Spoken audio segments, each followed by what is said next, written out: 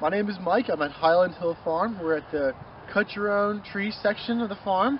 And you can see this is some of our fields that we had, and some of the trees are just getting a little too big and they're getting too close to one another. So we'll go through and we'll cut out every other one, or we'll cut out the ones that are too close to each other and try to get some nice looking ones growing up. But sometimes the trees are so close and there's too many of them and we can't do that.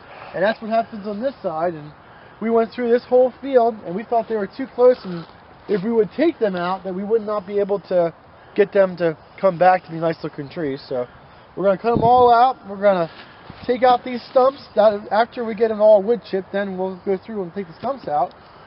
And that's going to be a lot of work to get that out. But we'll get those guys out, and after we get done with that, then we'll be ready for the springtime. When spring comes and good planting weather arrives, we'll rototill this and we'll put new little baby trees in.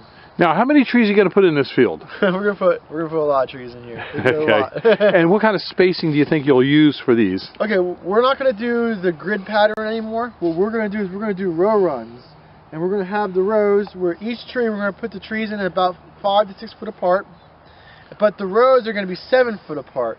So there's going to be more space between each tree than the 5 by 5 right now at its existing.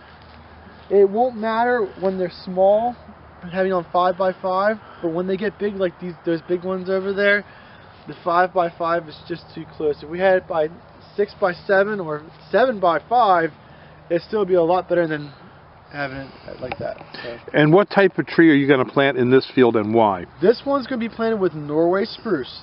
The reason that we chose Norway spruce is that it's in a little bit of a wet spot and it's a little close to the woods.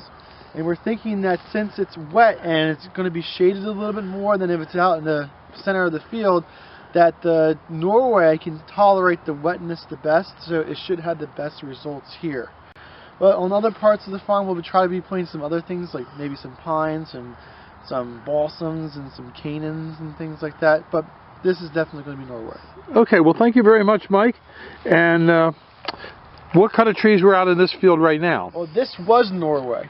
And the Norways did very, very well here. So you're pretty much assured that the Norways will do well here again? Yeah, I'm positive of that. Now, are you going to subsoil this when we plant this time, or no? Well, to be honest, we're not going to be digging these guys out, so there's no real reason to subsoil.